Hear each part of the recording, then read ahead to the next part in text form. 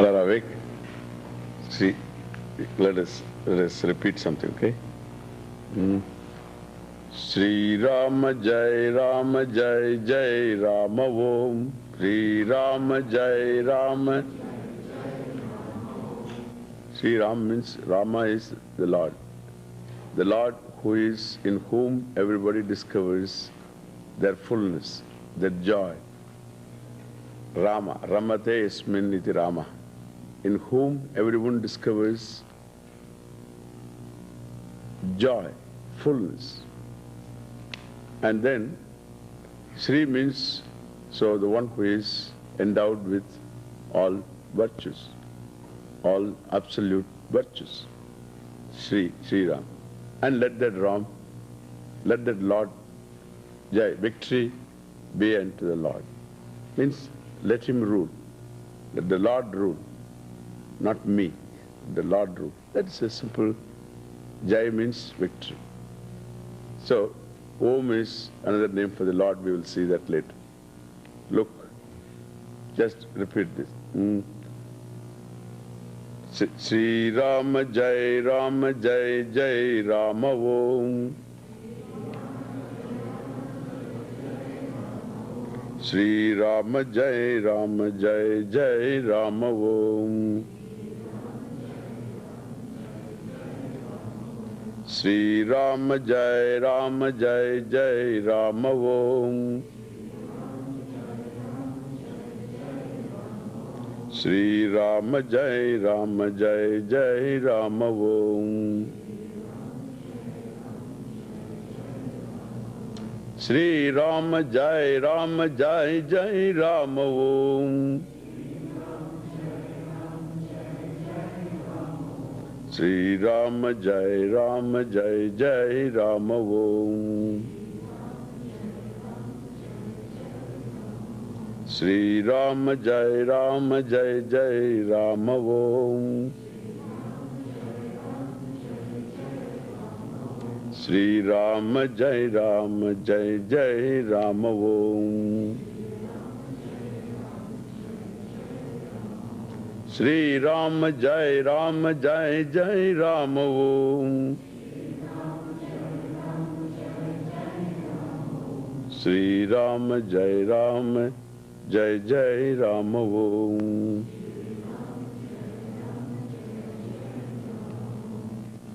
Okay. Kataksha Kirana Chante Naman Moha Abdhaye Namaha Anantananda Krishnaya Jagan Mangala Murtaye Ahamasmi Sada Bhami Kadachinnaghamapriyaha Brahmaivaha matasiddham Satchidananda Lakshanam.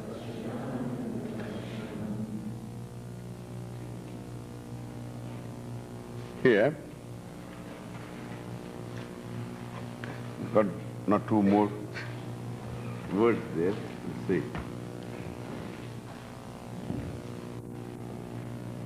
There's a word there, Satchidananda Lakshanam Brahman. Satchidananda Lakshanam Brahman. Let us take the word Brahman.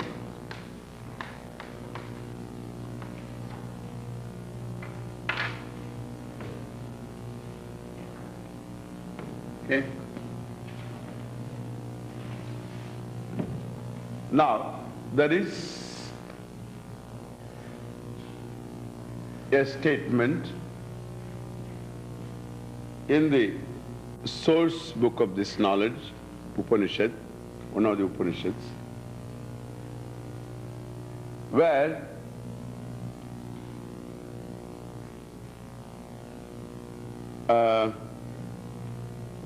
the statement is Brahmavid apnoti param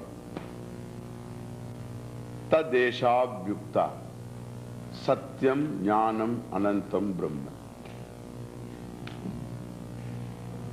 It begins like this section begins.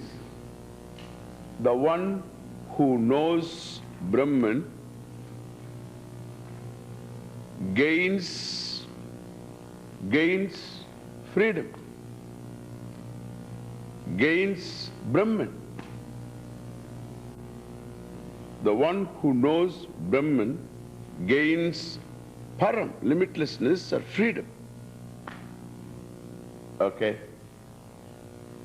Then that's a simple sales talk. Okay? Brahmavid param apnut. That's a pitch. The knower of Brahman becomes free from all limitations, from all inadequacies. That's very beautiful. Now, next question is, all right, what is that Brahman? I want to know now. Because the knower of Brahman is free from all inadequacies. If you say, that's exactly what I want. Now tell me, what is that Brahman? Because I want to know Brahman now. Brahmavida apnoti param tadesha bhyukta. So, with reference to that Brahman, Yesha abhyukta, here is a mantra which defines that Brahman. Okay, what is that mantra? Mantra means, not that simple chant. Okay, any chant is mantra. It's a vakya, sentence here. And what is that mantra?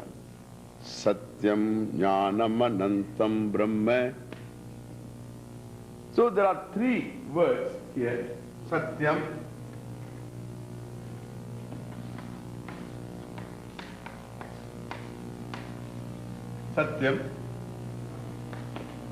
jñânam, okay, then anantam.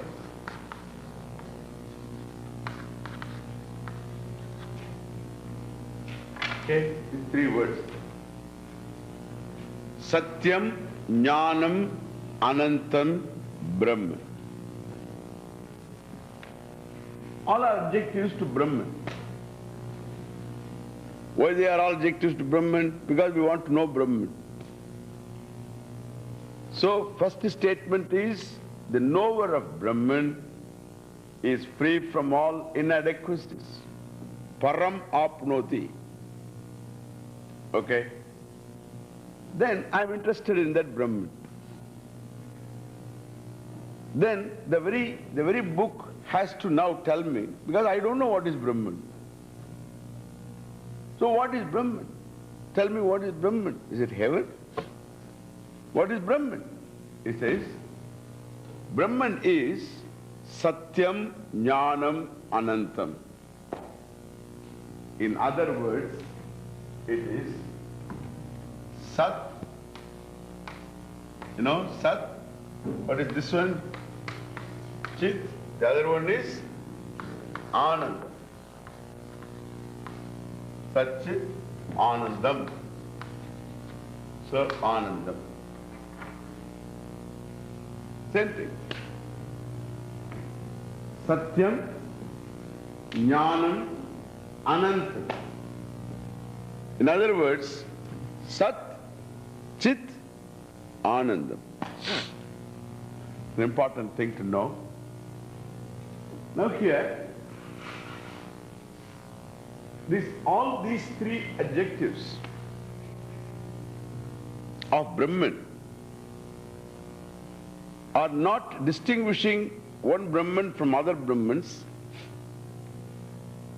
They are not adjectives to distinguish one object from the other objects in the same species. I don't know what is Brahman, really speaking. I'm not seeing so many Brahmans and I want to know what is this Brahman. So the very word Brahman is not known to me. That it is a word I know. But I don't know what is that Brahman. Okay? Even the word is not known. And if it is known that there is a word, there is such a word called Brahman, whose meaning can be that which is big. That is the meaning for that word, that which is big. Can be anything. And therefore, the Brahman is defined here. Not really qualified, it is defined. What is Brahman is defined.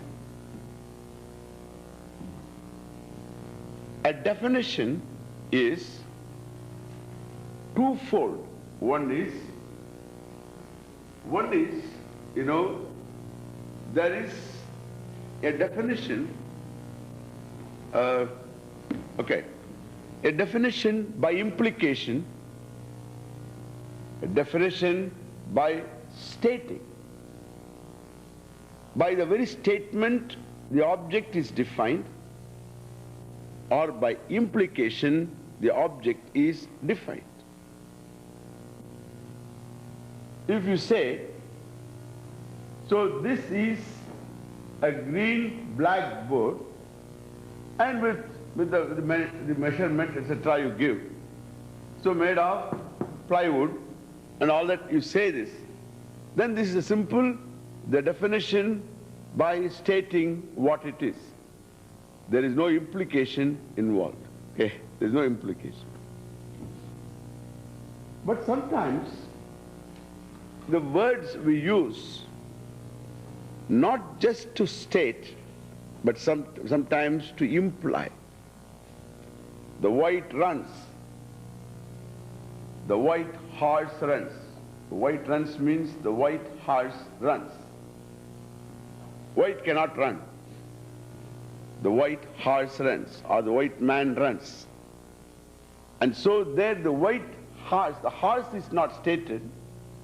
You say the white runs. See the running, see white running. Now here, the sentence here, which is meant to convey a certain sense, is an incomplete sentence. And it is a sentence which we call it as lakshana. By implication, we say, the white itself cannot run. Therefore, I see the context and I say, the white horse. I understand it is white horse. Look at the white horse coming. It's another type of sentence. Look at the white horse coming. I see, and there is no white horse anywhere. In the street, myself and my friend, and there is one fellow coming there. In the street, there is only we three are there. There is no white horse anywhere. And my friend points out, look at the white horse coming. There is no white horse. I ask him, so what is the white horse? If I know what is white horse, then I can understand something. You know what? All that I see is one fellow. He's coming, of course, and he's walking, he's walking all over. He's walking like this. What does it mean? White horse means what? You must know, white horse is the name of a whiskey, a brand of whiskey. So, white horse, you must know it, then only you can understand. So, many things you miss. If some of the contexts are not clear to you, you will miss them. And so, the white horse walking is nothing but the one who has the white horse inside. That fellow is walking. It is purely the white horse running. The white running involves white horse. White horse coming involves something else, the drunk. Look at the fellow, the one who has got the white horse inside. Anyway, this is what we call use mean by implication. This Brahman is a very peculiar thing it is. And according to here, it says the Brahman is something that is unlike anything that we know. Okay? It is unlike anything you know. If it is unlike anything I know, then I have no words for it. What words I have got? If it is like anything I know, then there is word for it. Suppose there is a description of heaven. I can understand heaven. There are different types of description of heaven. And suppose you have a particular description. In heaven, no one has hunger and thirst. Heaven is free from bugs and mosquitoes. In heaven, nobody ages. In heaven, people, there is a lot of dance, music, etc. In heaven, there are angels. All of them have golden wings. I can go on. Now tell me, is there any difficulty in understanding any of it? No? Hunger I know. In heaven, there is no hunger, no thirst. Good? Understandable. In heaven, there are no bugs. Bugs I know. So there are no bugs. Oh, that's very good. In heaven, there are angels. Okay, that's good. Angel means, so I know what an angel. I ask, what is an angel? Well, angels means what? No angels. Well, so the angels means what? Well, there are angels, they have got wings. Oh, what kind of wings? Golden wings. Oh, golden wings, golden color you mean? Ah, golden color, let us say. And so all this can be understood. Why all this can be understood? Because they are all things that I can know. They are not unlike anything I know. They are like things I know. Is that different? So this is okay. Now, even though I do not know any heaven, hell you say. What is hell? Oh, it is what you call, it is a sauna multiplied by 100. So 100 times multiplied the heat that is there in sauna. So that temperature, hot, H-O-T, hot, is all fire. It's hell fire. It's all hot. Okay, I can understand. Oh, that's very good. So it is not simple sauna, and so it is more than that. Now you understand. Oh, that's hell. I'm not interested in.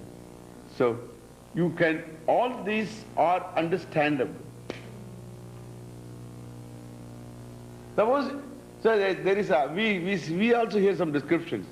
The denizens of the heaven, mean the people in the heaven, when they walk, their toes don't touch the ground. Oh, that's very good. I don't know how. Perhaps they always float on each above. And so we don't know what. They don't touch at all. Toes alone don't touch. They walk in a peculiar fashion. Whatever. So we can understand. We know what toes are. We know what ground is. And we know what walking is. And so it's not a big deal. I can understand that. Now, so if Brahman is like anything that we know, no problem. So we have got enough words to describe all of them. But the problem here is, Brahman is unlike anything I know. Okay? If it is unlike anything I know, what words I can use? What words I can use? Words that are known to me are no good. They say, Brahman is eternal. Look, Brahman is eternal. Brahman is eternal. Then I say, so Swamiji, I know Brahman is eternal, but I have how to realize it. See, this will be the situation. When I say Brahman is eternal, it's a thing to be understood. Now this fellow, after listening to me, Brahman is eternal, he asked me this question, Swami, I know Brahman is eternal, then how to realize that Brahman is eternal? That means realize is another word you are using for knowing. So in fact, you ask me, Brahman is eternal, but how to know Brahman is eternal? That means you don't know. In fact, I am using the word eternal for you to know Brahman. Therefore, now look at the problem in these things. Brahman is eternal, I say, then that is okay. Then how to realize eternal, idiot? That Brahman is eternal. Now you should ask me what is eternal. Don't tell me how to realize Brahman.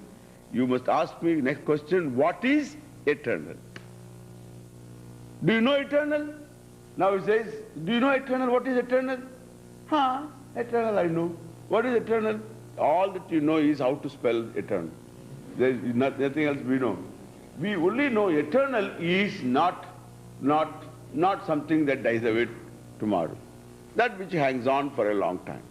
So that is eternal. Eternal is not like any other word like pumpkin or your zucchini. So eternal is not zucchini.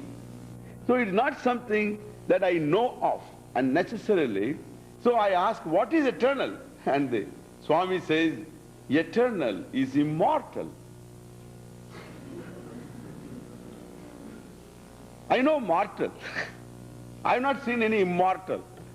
And every blessed thing I know is mortal. Now this man says, I want to know what is eternal. And he says, eternal is immortal. Okay? Then I ask him, what is immortal? The immortal is infinite. That is another problem. So finite I know. Infinite I don't know.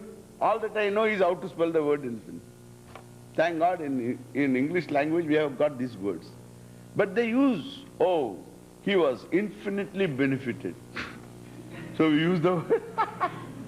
And therefore, so this eternal can be all relative, you know. So that's an eternal pleasure. Means for a long time he enjoyed the place or he had pleasure. You can't say it is eternal pleasure, means that not that we understand what is eternity. And therefore, so what is infinite? Infinite is supreme. Now another problem. So supreme, once you say, that is the end of all our definition. You don't know what is supreme. Supreme means we think of as hierarchy. What is that we are talking about? Supreme means what? Oh, supreme is divine. Is another problem. So divine, nobody understands what is divine. So the divine, you keep divining the meaning of the word divine, you don't get anywhere. Which is not divine, tell me now. Which is divine, which is not divine, what is undivine is what? And therefore, that is again a problem. You can't really define what is divine, nobody knows. These are all poetic words. Divine. He had a divine feeling or experience or whatever. And so, we don't know anything about divine. Okay? Now, another word, divine, supreme, divine. And then they will say, then what is divine? Divine is the supreme Godhead, is another word, the new word for us. Godhead, supreme Godhead. So I am really stumped. I do not understand anything. By these words, you don't get anything, and therefore I should go, because these are all unknown words. These unknown words cannot be defined by known words, because known words are unlike anything eternal or immortal. I don't know what it is all about, and therefore, unlike the immortal, unlike the eternal itself I do not know what it is. And all that I have is only non-eternal. Words that talk about non-eternal, etc. Eternal is not something that is something known to me. In order to know, I require words that define, and the words are unlike the eternal Brahman, the immortal Brahman, whatever you talk about. It is all gibberish, just some words alone, a bunch of words, they don't make any sense. Okay? And therefore, it's not something that is going to help anybody in understanding Brahman. Therefore, we require a practical approach to the whole thing. They start all over. And so that is how, so in this country you find people are allergic to, so words because, so well they had enough of them, they have been fed with a lot of words, and they didn't find, they don't really, so they appease their appetites, and so they think that we had enough of words, we have swallowed a lot of words, now we want to really bite. Really something which is concrete, which is something that you can do. And so you tell me something that I can do. That's the orientation of doing. And there are people who come and tell you also, this is practical. Brahman, that's all words. So this is practical. You will realize Brahman.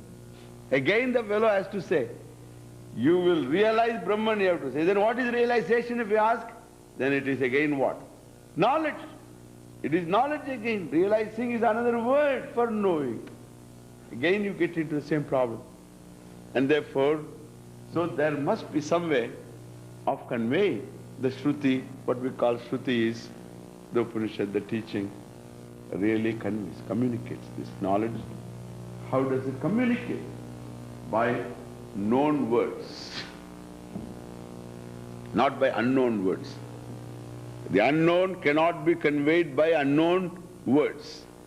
The unknown can be conveyed only by known words. It is something like a fellow who is learning English, So he has got a big dictionary, Chambers or Oxford dictionary, he's got a huge dictionary. And then he wants to know, so what is the meaning of this particular word? And now, so he turns the page and gets the word. Then he finds there are 10 more words are there. And now every word he has to know one word he knows. Then again each word, well again he turns and then each one gives another 3-4 words for him. And so he is lost. All that he wanted to know, what is the meaning of kingpin? And he found, king means different, pin means different, kingpin and all that we found. I mean, what I say, one particular word he wants to know, he has many words now, even to know something. That is why, even to know something, you must know something. Understand? You must know something to know something. And here, we must have this much knowledge. What? Satyam, jñânam. These words we must know well. What is satyam? You know, you tell me now, what is satyam? What is satyam? That which is. Okay? Satyam means that which is. That's all satyam. Asadhatu. Satyam means is, existence. That which exists is. So, that which is existence, we can say perhaps. Yeah. Now, that which is. Jnanam means what? Knowledge. So, this also we know. So, knowledge. Knowledge. Existence, knowledge. We will see this one later. Anantam. Antam means limit. Anantam means limitless. So this is also the word. Okay. It's a very simple word. Existence. Chalk exists. The desk exists. The table exists. The floor exists. The blackboard exists. All these are existing. This is how we know Sat. We don't know anything more than that. It's an ordinary known word. Is something that exists. Chair exists. The cloth exists. So it is an ordinary word, exists. It is existent. It is not non-existent. Thank God. Brahman exists. Brahman exists. Okay. Once you say Brahman exists, there are a lot of things in the world. Brahman is one of them. Okay? There are stars, constellations, there are planets, and Mercury, moon, etc. So there is a satellite moon, there is the earth here, there is mountain, there is river, lake, ocean, There are a lot of things. There are minerals, there are chemicals. Now, I never knew there is such a thing called Brahman. Thank God there is Brahman. Brahman also exists. Brahman is not a non-existent thing. Brahman exists. Satyam. It is not like man's horn asatyam. It is satyam. Brahman exists. Oh, that's good. And the one who knows that Brahman, he becomes free. I don't understand that. How can you become free by knowing one thing?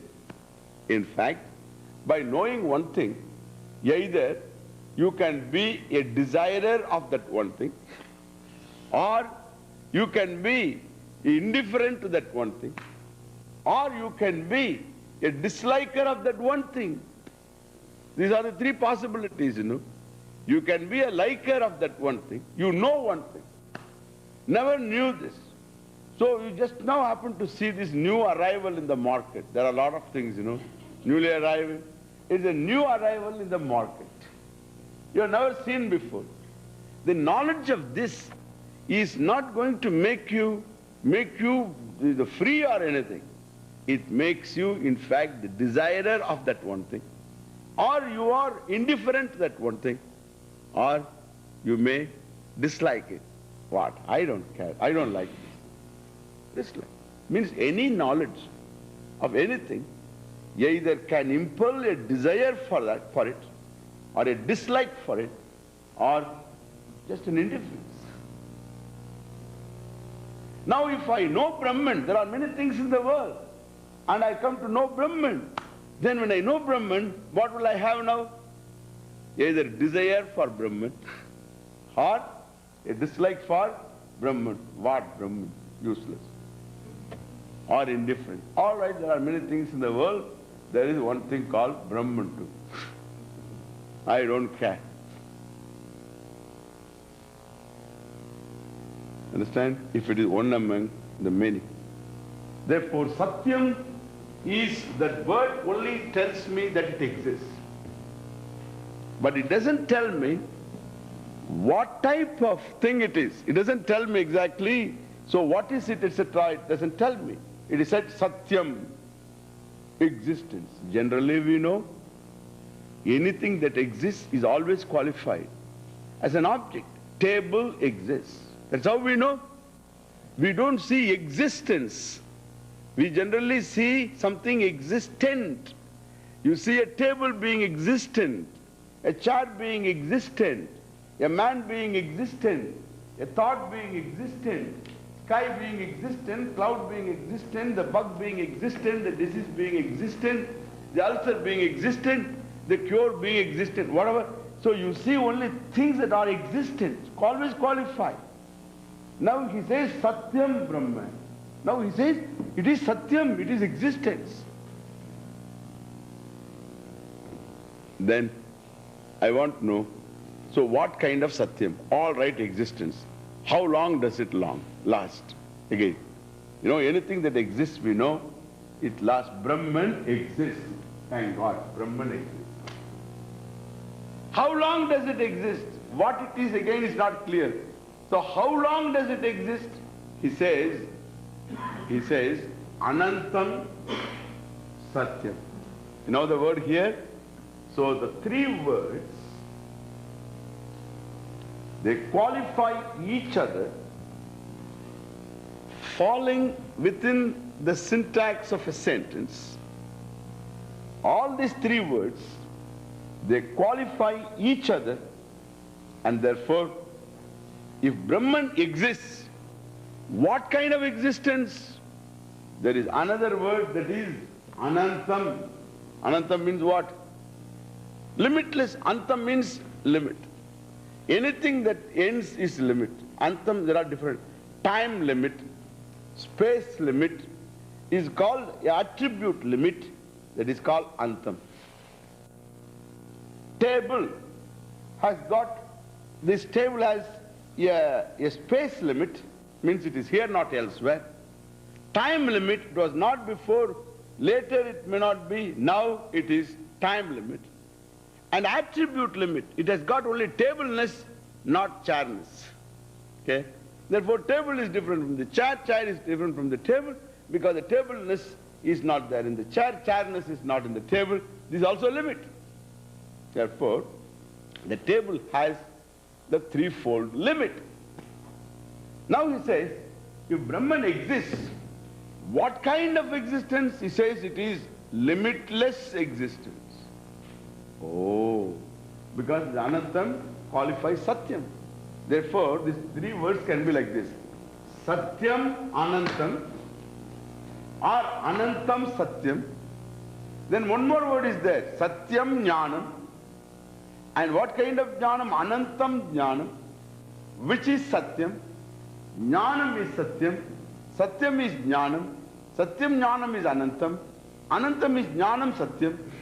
What else you want?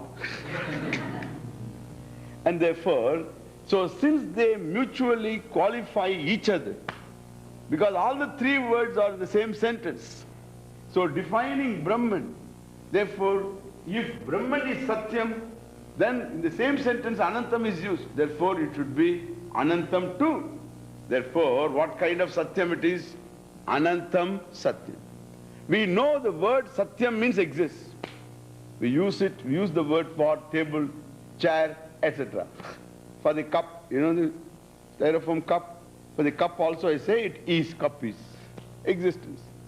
But now, anantam satyam, that which exists not in terms of time, limitlessly existent. Okay? It is existence without the limit of time, without the limit of place, without the limit of attribute. Means it is not one of those objects. If it is an object, it has got the limit of attribute. It is not one of those objects. Okay. Now therefore, we have nows. We have to find out, is there such a thing as limitless existence? Is there any such thing? And he says that existence is Brahman. What is that? We have seen before, yesterday. There are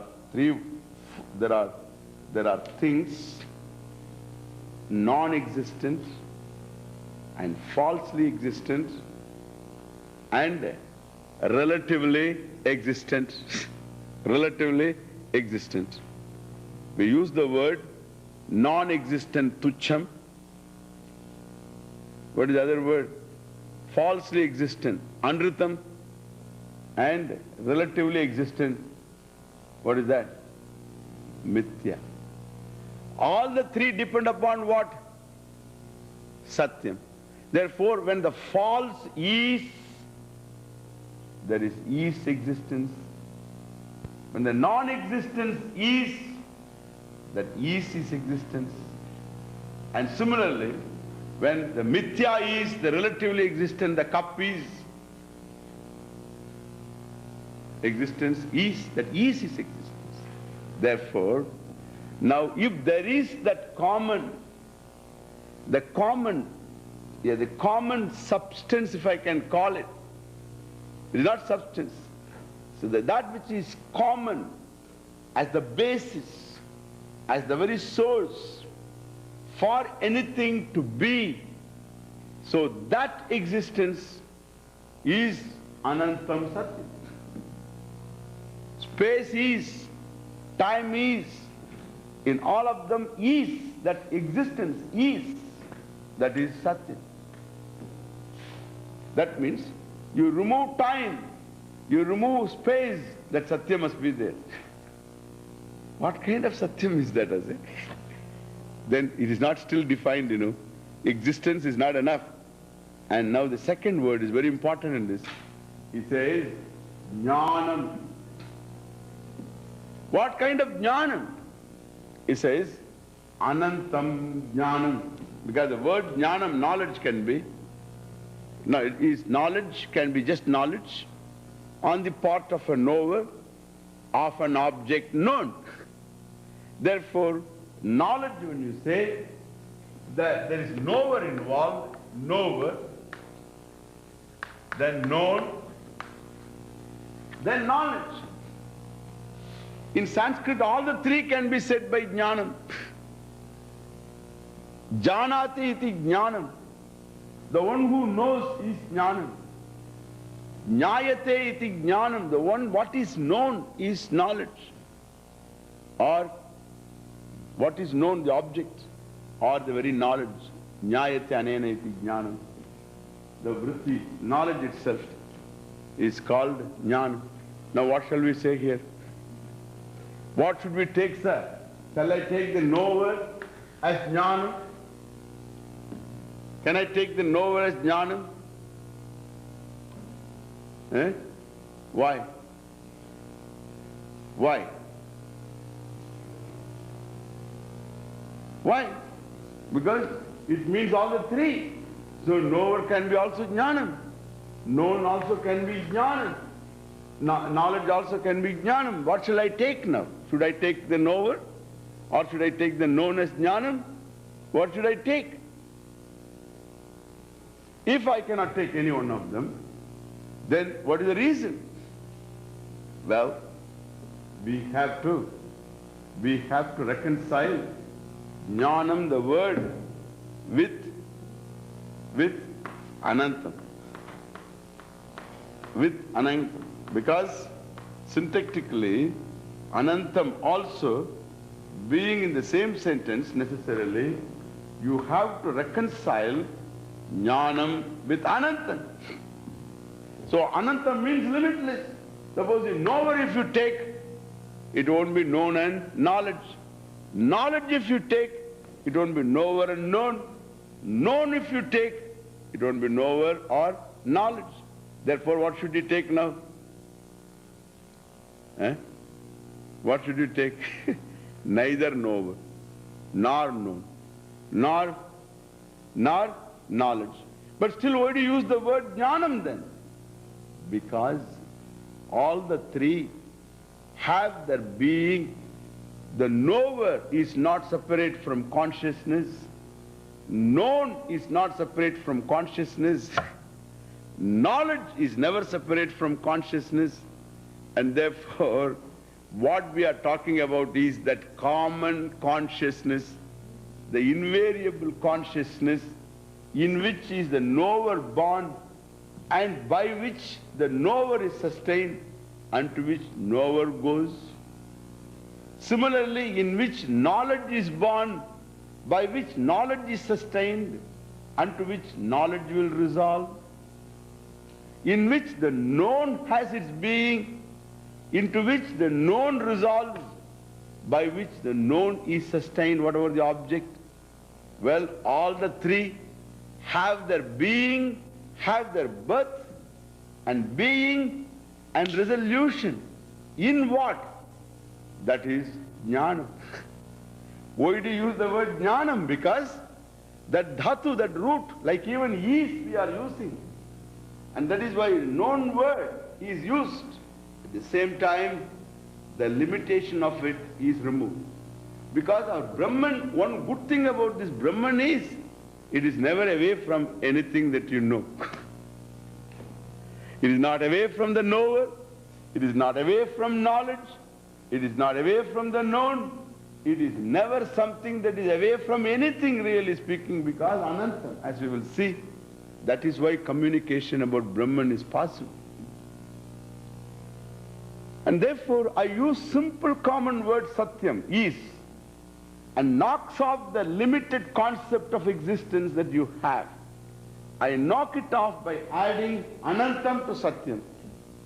Then still I am not, only simply existence means what? Existence as such, there is nothing.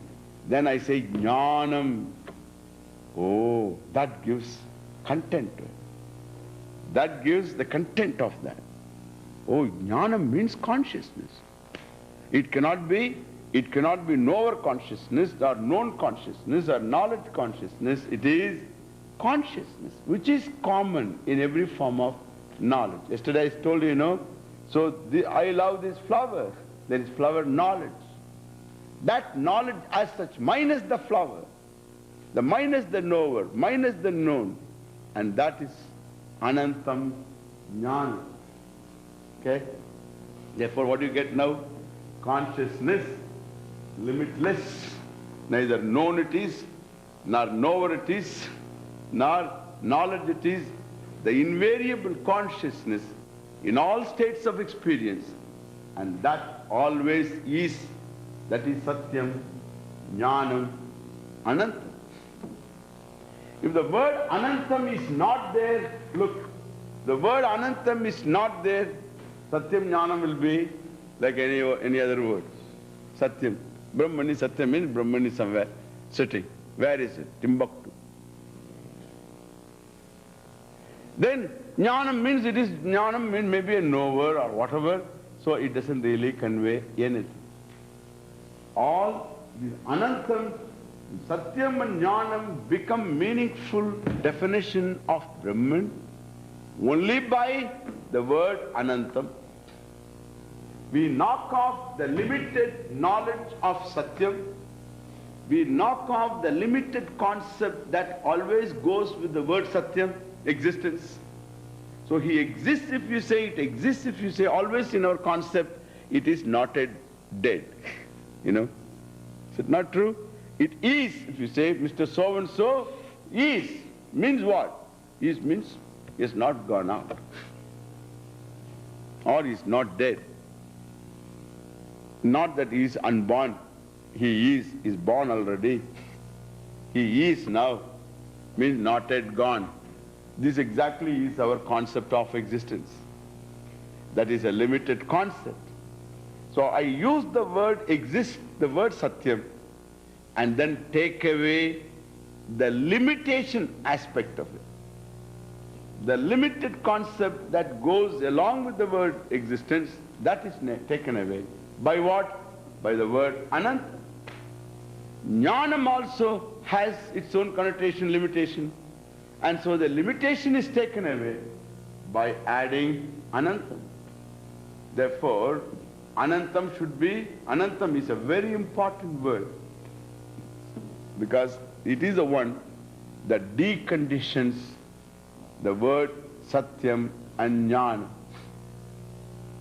The word satyam has a limited connotation, and the limitation is removed from our conditioning of knowledge. So when words are used, we generally have a certain sense for them. We see a certain meaning for every word. Now here, the limited meaning, the usual meaning, the common meaning is taken away, but still the root meaning is retained. Exists. Means it is not non-existent. It exists. Satyam knocks off the non-existence. Brahman is not non-existent, it exists. But then how does it exist? How long does it exist? Where does it exist? All these are knocked off. We will see that more clearly later. So all these are knocked off by adding anantam.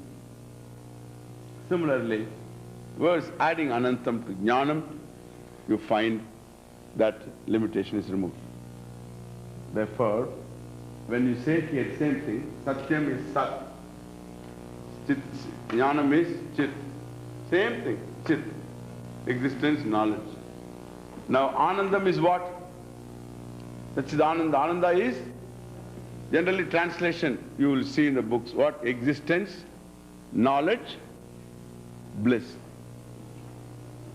Look at this. Now look. Please understand this particularly well. Now suppose we want to know Brahman and I say Brahman is existence, knowledge, bliss. You will get a new philosophy altogether.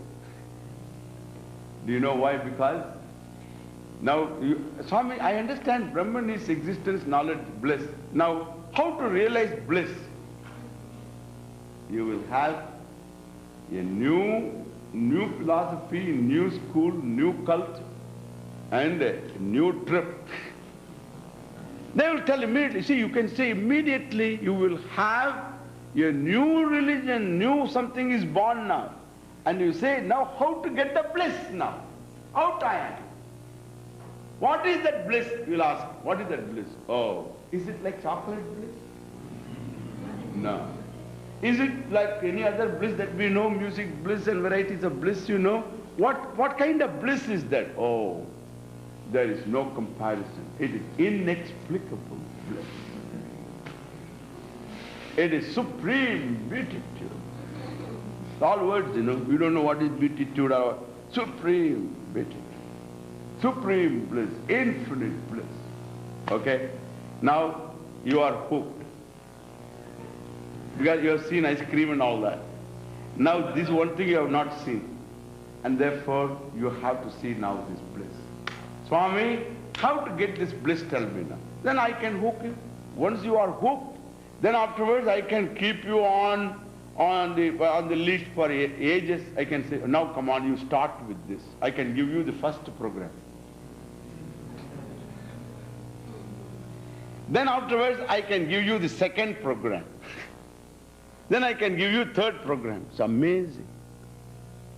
And third program is, so you read one page in Samaveda, translation. Third program, you will develop power, it seems. This is just idiot. They paid $3,000 for that. You read one page Samaveda.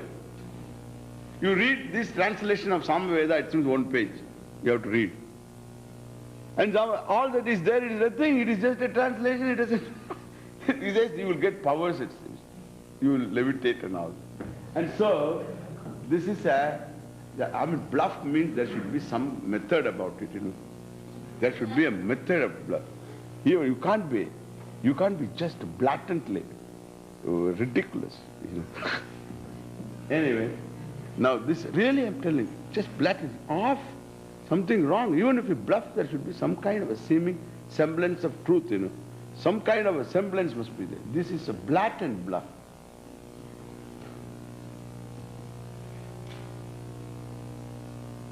Well, naturally one fellow will say you do this, another fellow will say, hey, as long as you stand on your legs, you won't get the bliss. Then what? You have to reverse. So you stand on your head, then you will get bliss. Just rushing into your head. I have to do that. Because even though that I never criticize anything that is useful. You know, Shirasasanam it is called, standing on your head, it is very good.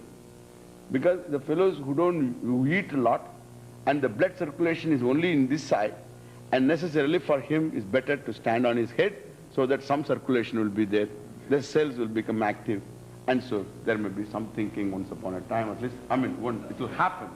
But therefore, it is useful for circulation. In other words, what I say, for circulation, definitely it is good, purely physical. It may do something to your mind too, okay? Because if it is all better circulation is there, better thinking is there, maybe some clarity will be there. So maybe you may find out what you want in life. Not standing on the head. By standing on the head, it's not that the duality will become non-dual, because you are reversing the process, you know. And so the dual world will become non-dual. The sorrowful world will become blissful.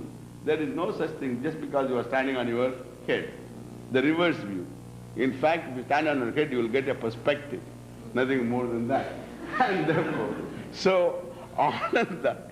So this Ananda bliss, if you say, it is last. Now look, suppose I follow these techniques that they give us, I follow these techniques.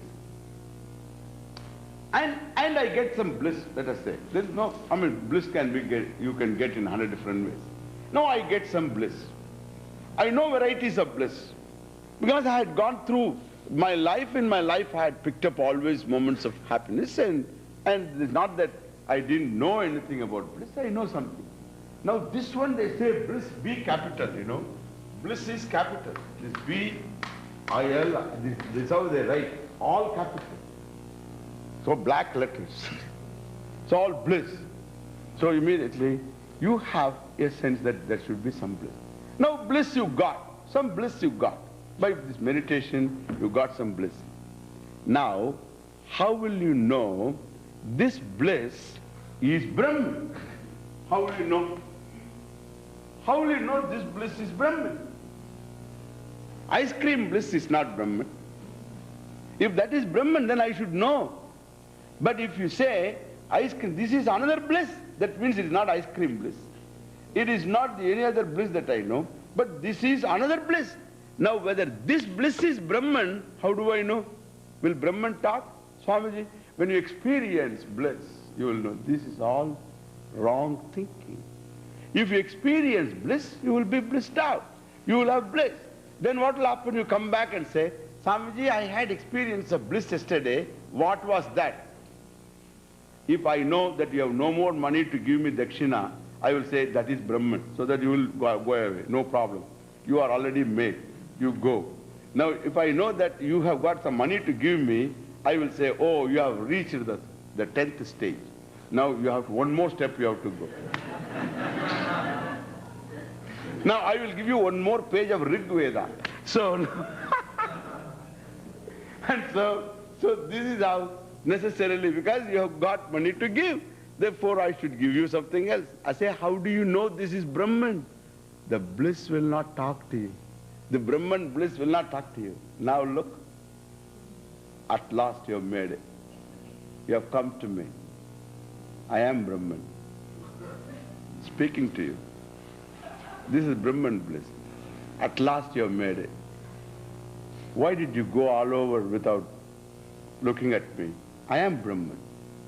Bliss should tell me. Bliss doesn't talk. It doesn't talk. And so what happens? You had experience and come out and wonder, Swamiji, yesterday I had nice experience. What was that? You will ask the same thing. And that is why I am telling you, don't require a special experience. Your chocolate bliss is good enough to tell me what Brahman is. Bliss is not Ananda. If bliss is, the word Ananda is here translated as bliss, you will not understand what is satyam jnânam. Understand? This is equivalent to ananta.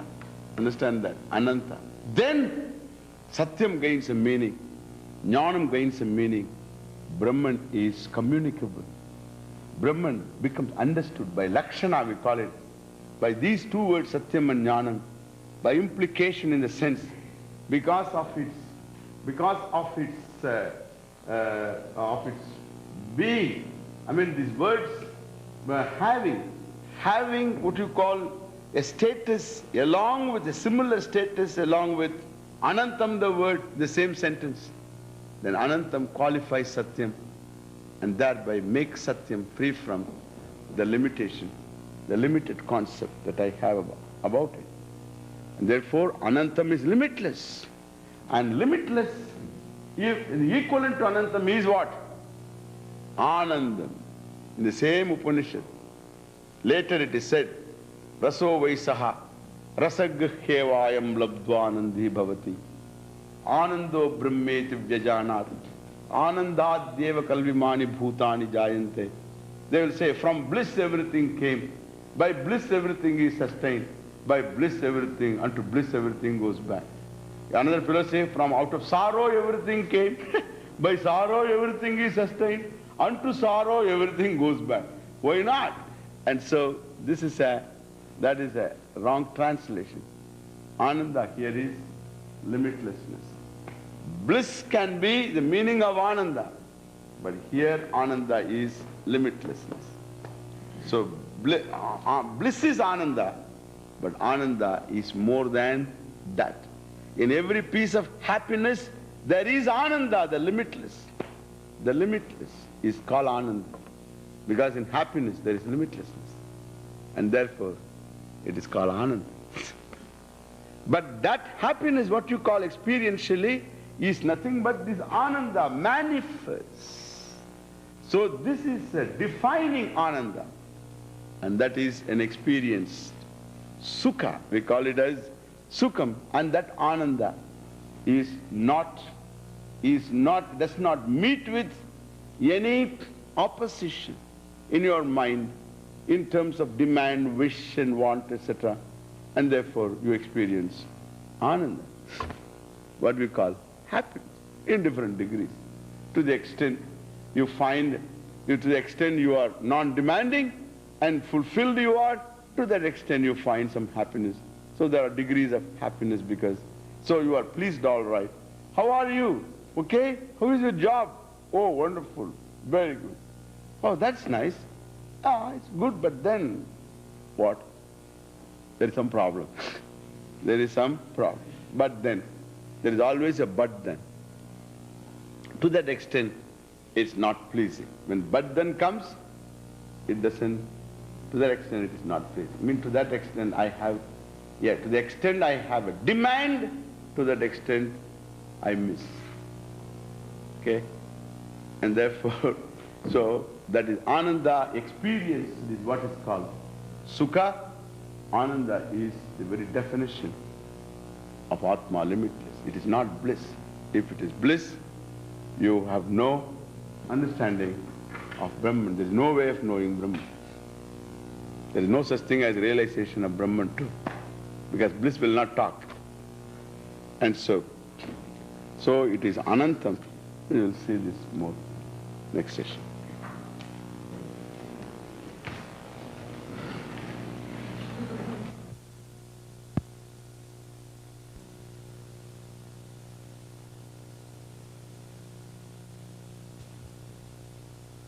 Ante Namanmohabdhaye Namaha Anantananda Krishnaya Jaganmangala Murtaye Ahamasmi Sadabhami Kadachinnahamappriyaha Brahmaivahamatassiddham Satchidananda Lakshanam.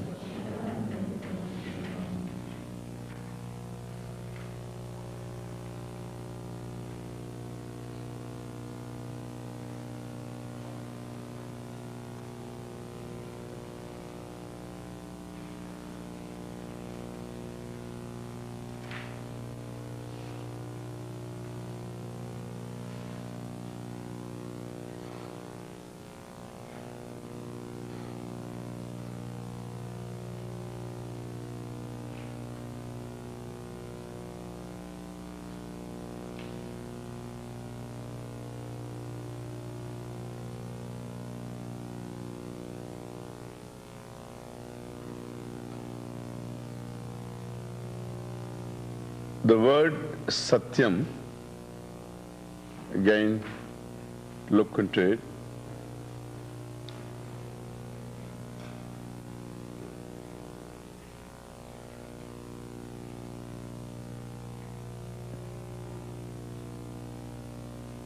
Means that which is, whose nature once ascertained, which is once ascertained, never changes. It's a definition. That which ever remains the same doesn't subject itself to any change is satyam.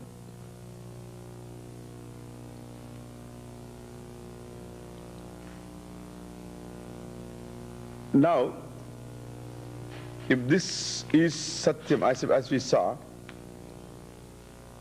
now all the changes that take place are only for mithya, not for satyam. So that which doesn't intrinsically, one more word I put in, that which doesn't intrinsically undergo any change retains its original form, exists on its own accord, doesn't require any other factor,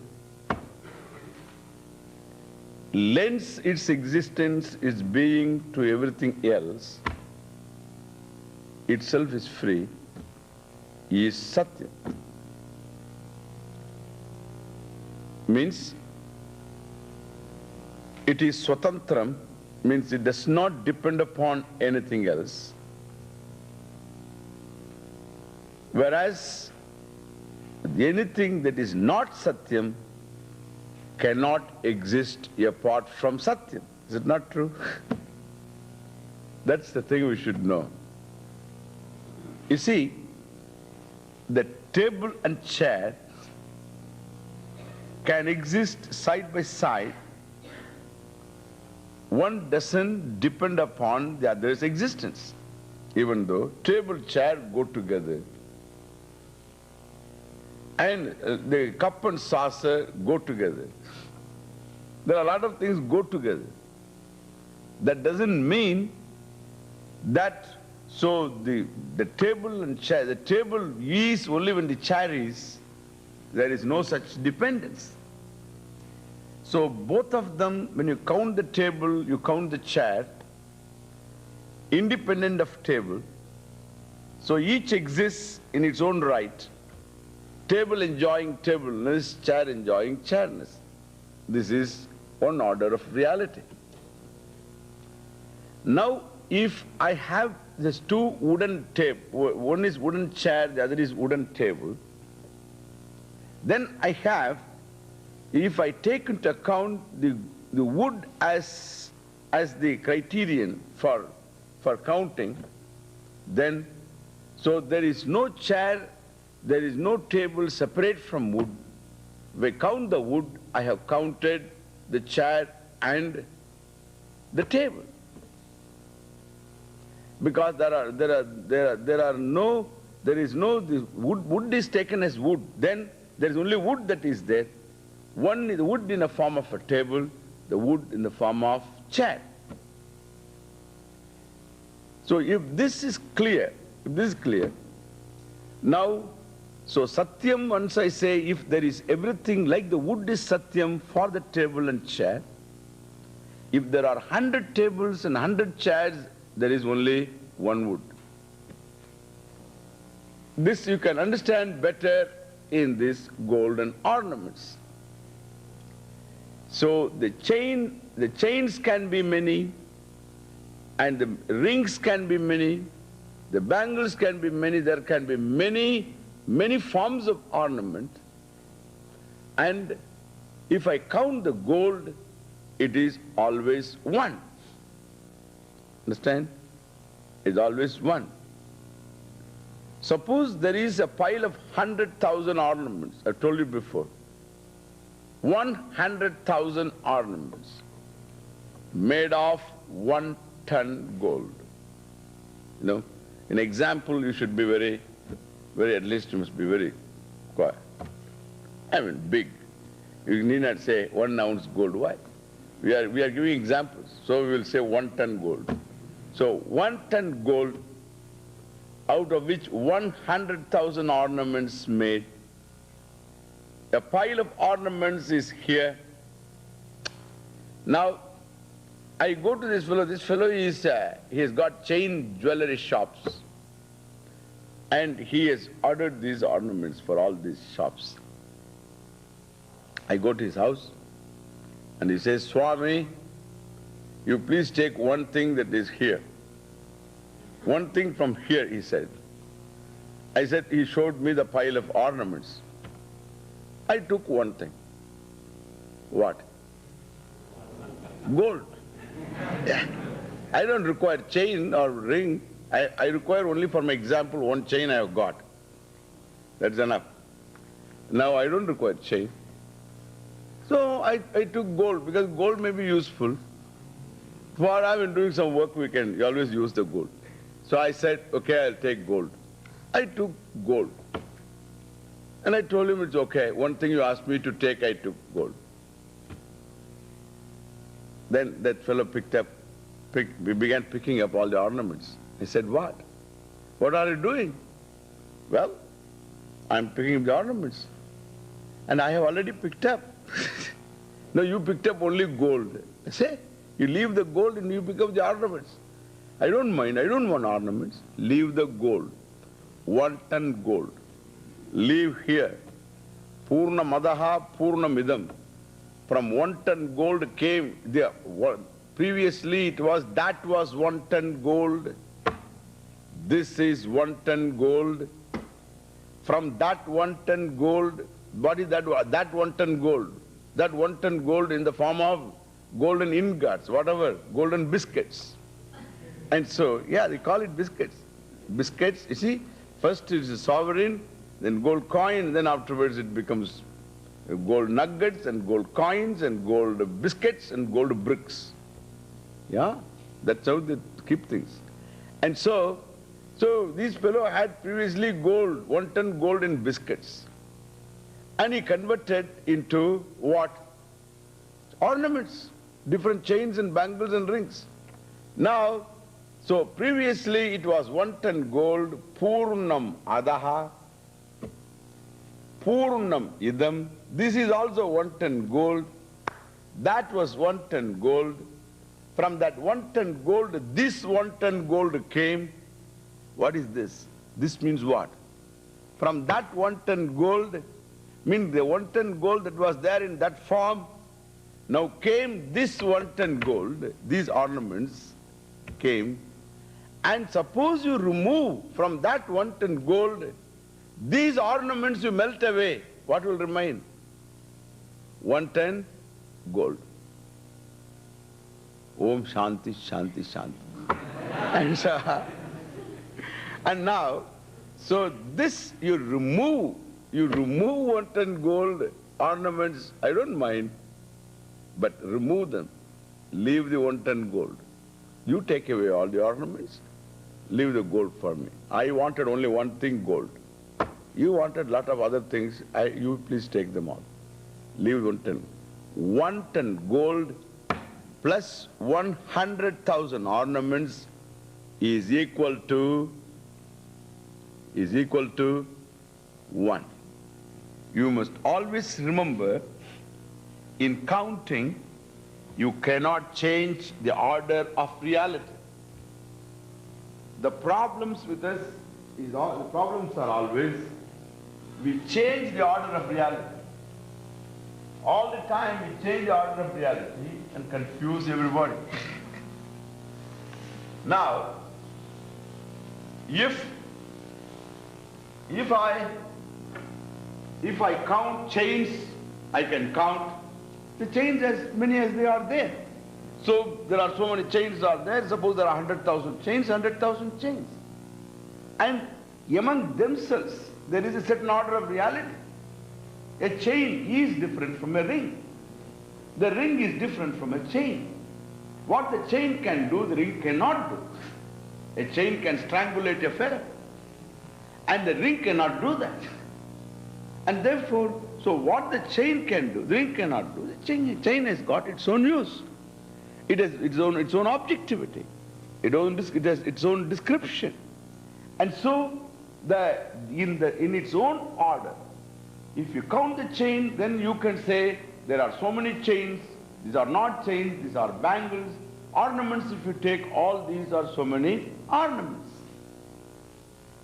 Now there is one order. If you count the gold, then gold is 1 if you take, and then begin counting the chains, etc. There is no such thing as chain enjoying the same satyam, because order is different. If chain is satyam, the chain is real for you, then the bangle is as real, the ring is as real, and between them there can be jealousies too. There can be jealousies. The chain can be jealous of the ring. The chain says, well, see, I wish that I were the ring. Why? See the ring, it always breathes fresh air and always open to the public gaze. Everybody is looking at the ring and nobody looks at me, I am last. You see, it has got a good tan also and all that. So the chain is, it's all covered. So I don't have a good tan, see that. So this ring has become an object of jealousy for the chain. And do you know what does the ring think? I wish I were the chain. Why? Look at the chain. What a nice place to be. Not like me in one remote corner of the fellow. So there, he's very dear to his heart, very close to the heart of the person. And again, it is a very good place in the whole body. That is a nice place to be. So that is the most ornamental place. So occupies the prime position of this body. I am only in somewhere in the extremities of the body, in one extremity, corner, given to all winter. I am given to all summer, no sweater for me. The chain gets a sweater. I don't get any sweat. So I am always out. And thus, so I am open to winds, I am open to sun, I am open to all elements. And another thing, how many scratches I have got. Look at the chain, not one scratch. Look at me, how many scratches. Do you know how I was once upon a time? Oh, I was soft and round and clean and neat and so big and good. But now look, I am gone. Like modern beauty girls, I am almost gone. Nobody is going to see me at this rate. I have become invisible almost. See, look at this. So this, don't think too much, okay? And so, look at this ring, look at me now. How many scratches, how emaciated I am. At this rate, I will disappear. And this fellow, another thing, so this guy, so he has got always this problem of microbes. He always thinks there are microbes everywhere. Necessarily, it is true too. And so he washes his hands every day. If he shakes hands with somebody, washes his hands immediately, and the fellow goes, he washes his hands. Like this guy who is so conscious about microbes, etc., every day washes 100 times his hands. And now how many scratches I get? Every time he washes his hand, I get a couple of scratches. See how and he is not careful at all. So I wish I were the chain. Now look, suppose God the goldsmith, okay? So he switched them. The next birth, he switched them and gave them the knowledge of the previous birth also. And the chain remembered that I was a ring before, and I did pray, and I got the chain body and the reincarnation. And the chain also remembers, so that I was praying before, now I got the ring. So it's very beautiful. Prayers are answered. God is very great and benevolent. Everything was nice. The chain that became the ring was so grateful, so beautiful, saw the sun, breathed the fresh air. My God, wonderful. What a nice thing. Prayers are really great until the fellow washed his hand. Then he washed his hand. Again, this fellow also washes his hands all the time. So it became washes his hand. And he became a ring in a Hindu's hand. A Hindu, if he shakes anybody's hand, he will wash. And so touch anybody, he will wash. And so in Orthodox Hindu. And so this guy, he goes on. Even children, they touch, they bathe. I mean, before what you call, they do their daily worship, etc., they are very careful. They keep themselves away from everybody, don't touch anybody, anything, just like that. So it's very important for them. It's a discipline. And now, so he washes so many times this hand.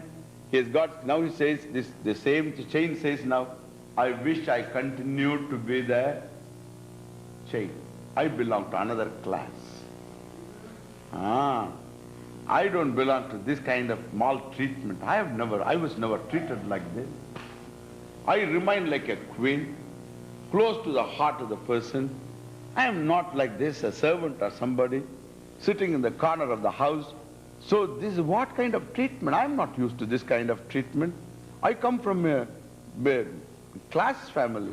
Thus the chain is miserable. And the ring when it became the chain felt very nice until the sun was up and it was suffocating there. My God, what a place to be in. And thus the chain has got all the problems that the previous chain had. The ring has got all the problems the previous ring had. This problem will ever be there. Why? Because if the chain is taken as chain, the chain takes itself to be chain, the ring takes itself to be ring, there is an order of reality, understand? So that order of reality is the chain and the ring, etc. This is all 1, 2, 3, you can count. Ornaments 1, 2, 3. You can count, they belong to one order. There can be jealousy. There can be hatred between them. So there can be love also. I love you ring. There can be, and there can be love, there can be like, there can be dislike. Everything will be there because it belongs to one order of reality. Now, suppose, so the ring realizes the fact that I am gold. In fact, all that is here is nothing but gold. What is chain? This is all gold. Anything that is here is gold. This is space. This is space. This is not chain. So, this is all gold. Then where is chain now? There is no real chain, really speaking. But still, there is such a thing as chain. But still, that but still is a very important word. But still there is a chain there. So that there is gold. So even if it is all gold, but even then there is a chain there. And that chain is what we say is empirical. It has a certain reality about it. If you don't switch the reality, then you just count only gold here, then let there be any number of chains, there is only one gold. And let there be any number of rings also added to it. It's all one gold. If all of them, of course, are golden, remember? So there is only one gold. One gold and plus gold plus 100,000 ornaments made of gold is still gold plus 100,000. Okay? So 100,000. Ornaments. 100,000 ornaments. Gold plus 100,000. Gold is one. We have to take that way. Okay? So now what will be now? 100,000 what? Answer? No. It will be what? Gold 1 plus 100,000 ornaments is equal to 1. Equal to 1. This is Indian mathematics, I told you before. And so the one, in other words, 1 plus many, okay, is equal to 1. Okay? 1 plus many is 1. Even suppose 1 plus infinite of that order, the chain order, it will be still 1. Understand? Therefore, if it is even any number, 1 plus any number of that order, the order of the chain, it will be 1. That means there is no second satyam. Means you can count only, if you take the chain as a reality, you count another chain, then 1 plus 1, 2. Please understand.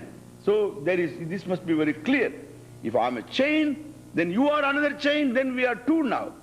Suppose I am gold, you are also gold, then there is only one gold in many forms. Okay? And this is what we say, satyam is only one, it cannot be many. Why? Because if there is something which does not depend upon anything else is satyam, and anything that depends upon satyam is mithya. Therefore, one satyam plus mithya is one satyam. One satyam. That is what we call non-dual. This is what we say Advaita, non-dual. Therefore, satyam, when you say, it is not subject to be dual, number 1. And again, it is not subject to change. Intrinsically, the gold doesn't undergo any change. Does it undergo any change? The gold intrinsically doesn't undergo any change in order to become the chain, unless the goldsmith interferes. So the gold itself does not undergo any change in order to become the chain. But then some change has been there, gold has a form, that form has assumed another form. The example is not there, we only use the example up to this point. The gold does not undergo any intrinsic change, so itself in its metallic weight, etc. So that in its shine, in its weight, and in its what you call malleability, whatever. So in all this it has not undergone change. Even in its atomic weight, it has not undergone change, even though it has become a chain or bangle or a ring. Okay? So similarly, so here, that means, so that which does not intrinsically undergo any change, maybe like the gold is the satyam of all the things that may exist, but itself doesn't undergo any change, and that is satyam. Okay? So it's a change without any change. We will see that later. Now, not only that, that which does not therefore subject itself to time is satyam, because that is all involved in it. Why? Because if I say it doesn't undergo any intrinsic change, we never see things in the world which exist in the world not undergoing any change. Why? Because anything that exists in time.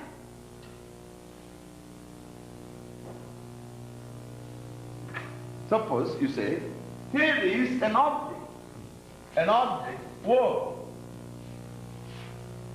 I say, what is the object? You say, it is a physical body, a pot, a chair. Okay. Now the object, whoa, does it exist in time or not? It exists in time. Therefore, whoa object must exist in time. Therefore, I will call it as O-T.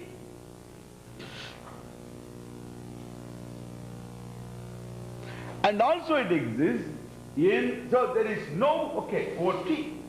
Now this O-T object at this particular time and place also, we can use the word P also. We will leave that now for that. So O-T, object existing in time. Like this chalk. So this chalk is not just an object, chalk, but existing in time it is. When you say chalk exists, object is. When you use the word is, you use it in terms of time only.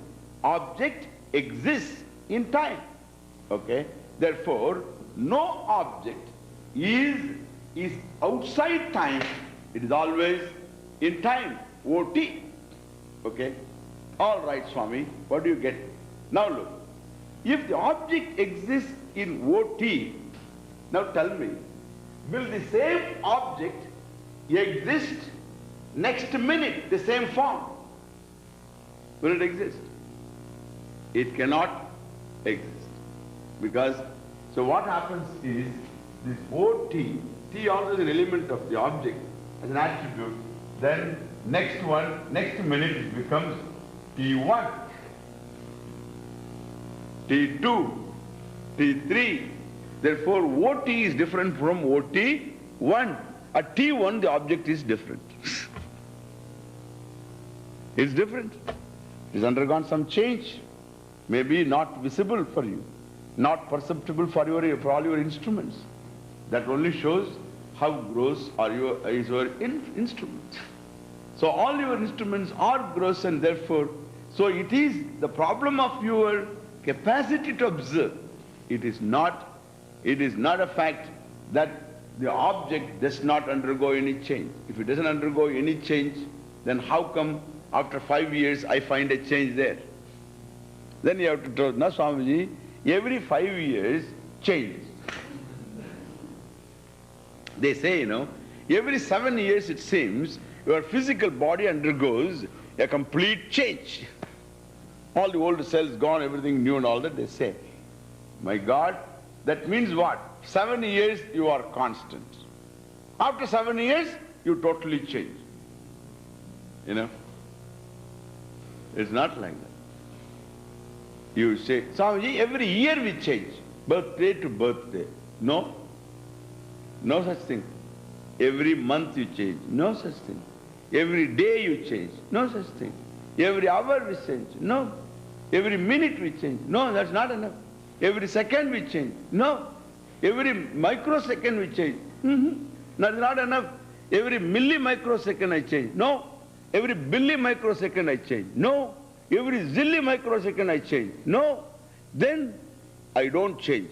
May be true. That may be true. Don't worry. Okay? And therefore, anyway, so that all becomes a little problem. Now this is enough. There is no such thing, an object existing in time without undergoing change.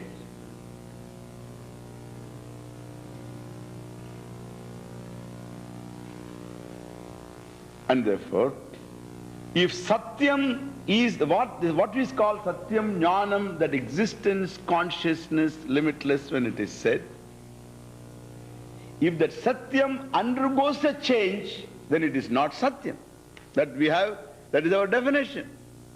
So abaditam, so that which is never negated, that which does not undergo any change, avyaya it is, doesn't undergo any change, and that is satyam.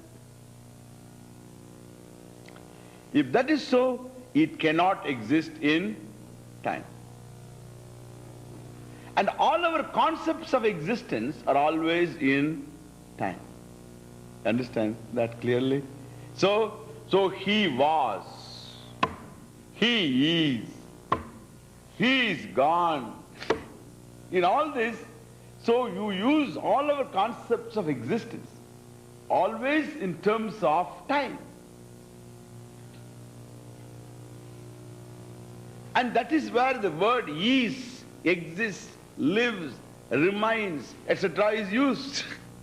Was, went, etc., gone. All these are used in terms of time alone. They are all existential words. And therefore, so this, if I say satyam is something which does not change, then I say it is not subject to time. If it is not subject to time means, well, it should be outside time. It is not subject to time. It is outside time.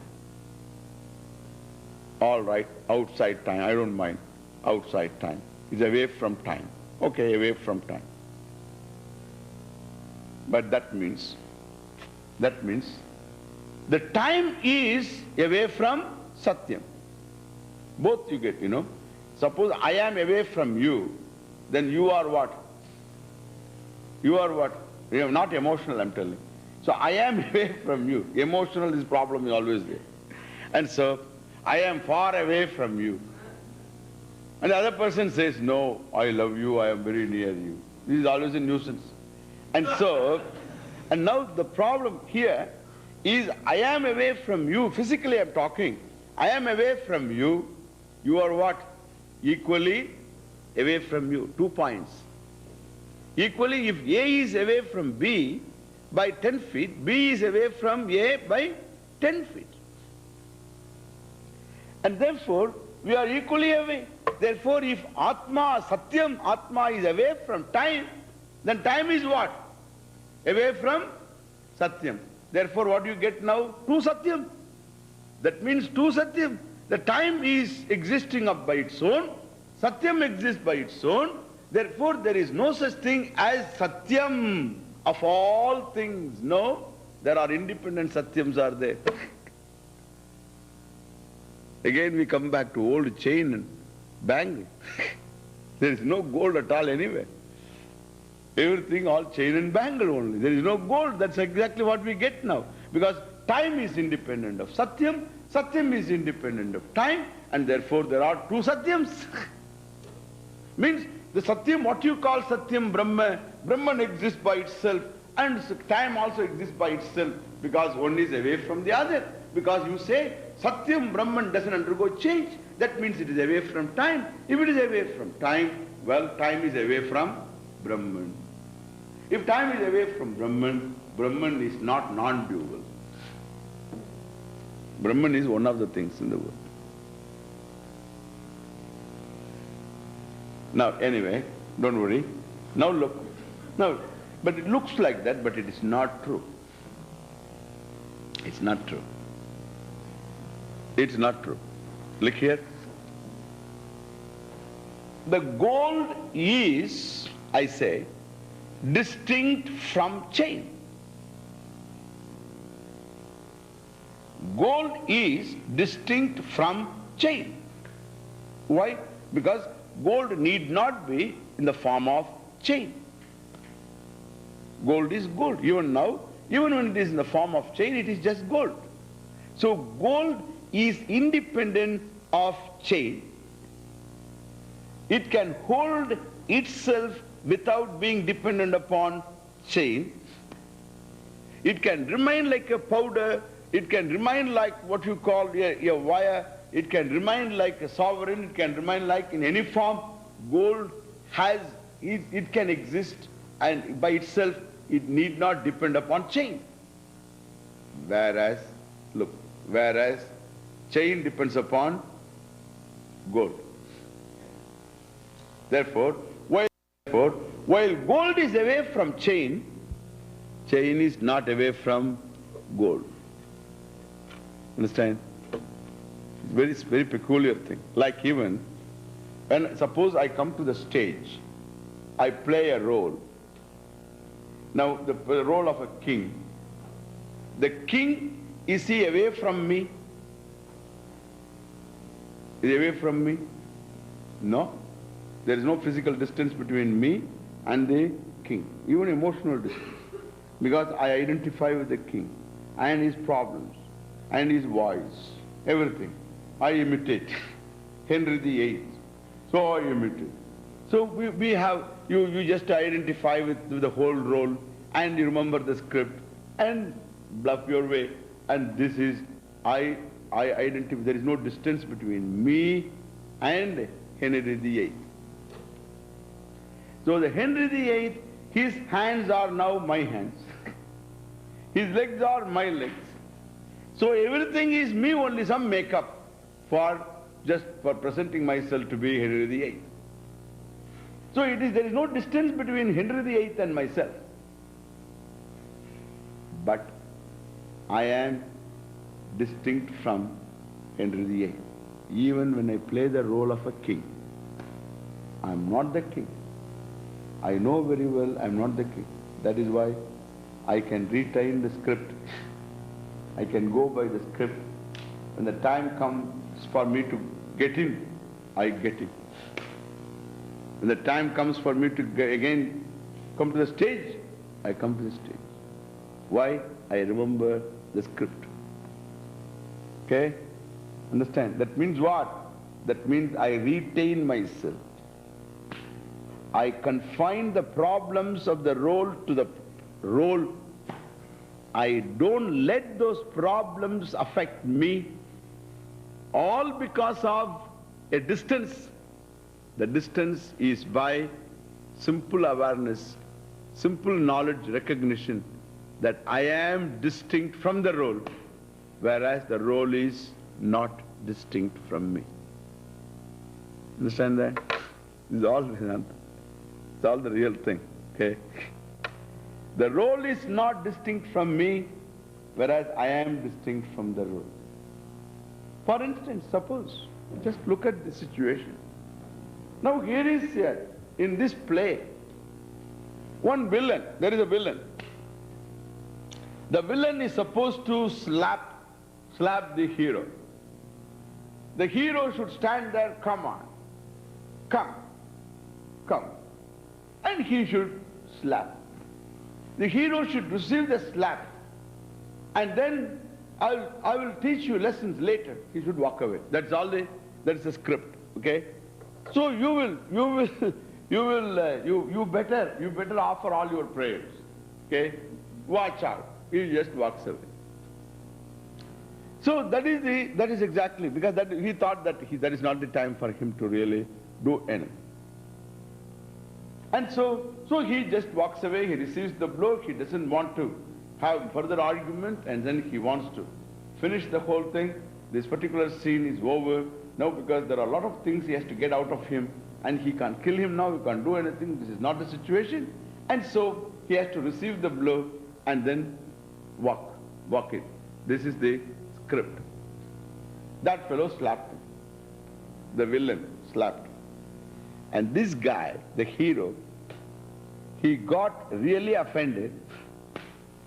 He felt, see, he was slapped and then he became angry and then thrashed him. He was not ready. So he thrashed the fellow, trampled on him. And then the scene came down. That fellow was not able to breathe and he passed out. And then the curtain came down. And then the director asked, what did you do? He slapped me, I gave him. I said, that is not the script. That is not the script. That is not action. I will talk about this later. That is not action. What is that? A reaction. See the difference. Action is to remember the lines. Go by the lines. And now here you miss the lines. Not only you miss the lines, and you bring in lines that are not supposed to be. You know, when you shout at your wife or something, and this is what happens, or your husband. So when you scream and blow your top, then at that time what happens? You don't know what you are talking. You have missed the lines, my dear. You have missed the lines. And therefore, all the lines forgotten. And so you just blabber. It is not action, it is reaction.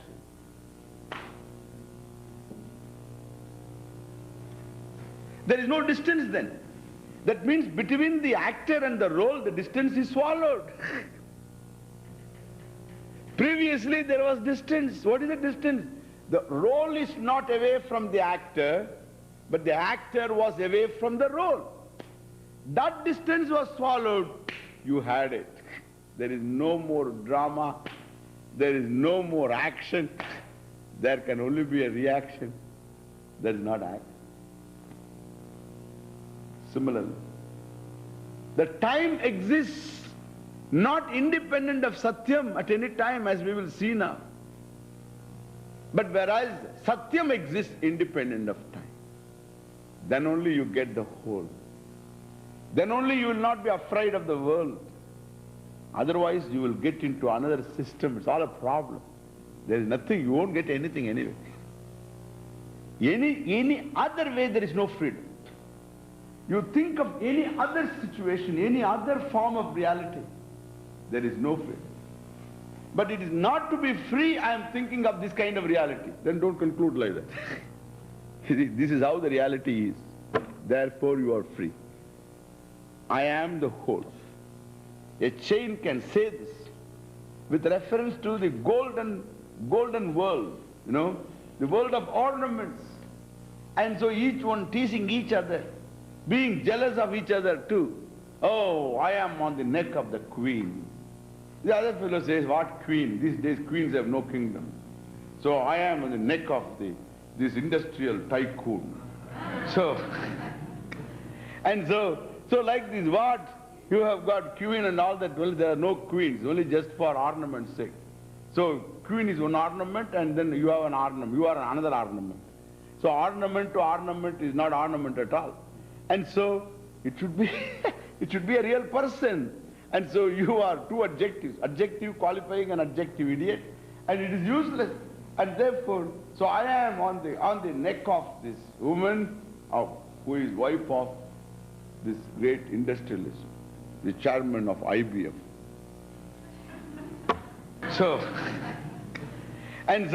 like this, what? You have got queen and all that. Well, there are no queens, only just for ornament's sake. So queen is one ornament and then you have an ornament. You are another ornament. So ornament to ornament is not ornament at all. And so it should be, it should be a real person. And so you are two adjectives, adjective qualifying an adjective idiot, and it is useless. And therefore, so I am on the neck of this woman who is wife of this great industrialist, the chairman of IBM.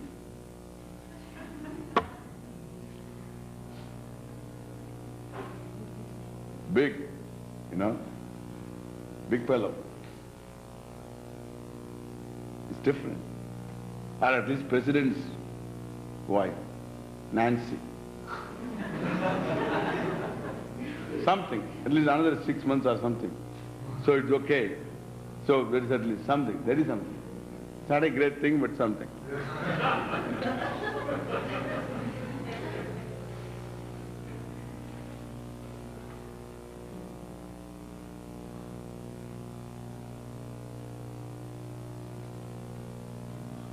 So the vision should be, one is satyam, the chain must know. The chain, if it has got to solve the problem of inadequacy, there is no way except knowing that I am gold. And that happens to be gold. That is the good thing about it. Yes, self-shining gold. Okay, shining gold is enough, not self-shine. Shining gold, yeah, very malleable gold, very accommodative gold, pure gold, rust-proof gold, and it is not subject to death or anything, remains always the same. That gold I am, in which the entire world of ornaments has its being. I sustain the world of ornaments. They are born, the entire world of ornaments is born of me, and they are sustained by me, and they all go back unto me. Who says? A chain can say, a small nose ring can say. You know the nose ring? You have seen? In India, women wear. Here I find men wearing this. So sometimes. And okay, anyway. And so this, no. Okay. So I get new ideas, but I don't want to get into that. So this kind of this what I say, even that nose ring can say. It is a small little thing, a wire it is. And this says, in me, all ornaments have their being. Okay? All the golden ornaments have their being. They were all born of me alone. Unto me they come back. And do you know what happens? There is another hanging ornament here. That's called Hare Krishna ornament. So, that is Hare Krishna. He goes on telling Hare Krishna, Hare Krishna. That fellow, Hare Krishna ornament. And that fellow says, see what the idiot says. He says he is everything. He says he is gold. How can he be gold? He is only a nose ring. How can he be a gold? How can he be gold? From whom everything has come. What is nonsense? This is all sacrilege. Hare Krishna. Hanging. They like hanging. And now, so they say that we would like to be always hanging rings. Now we hang on the ears of these fellows. Later we will go and hang on God. This is what they say. They will go to Vaikuntha. There is another world after death, and they will sit around God and gape at him. Until the God says, get out of my sight. Don't come anywhere near my vicinity. Why are you looking at me? I'm what? I'm an ape or what?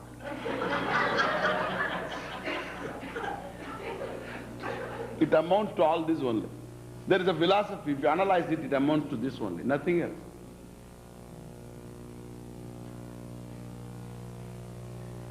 Ridiculous.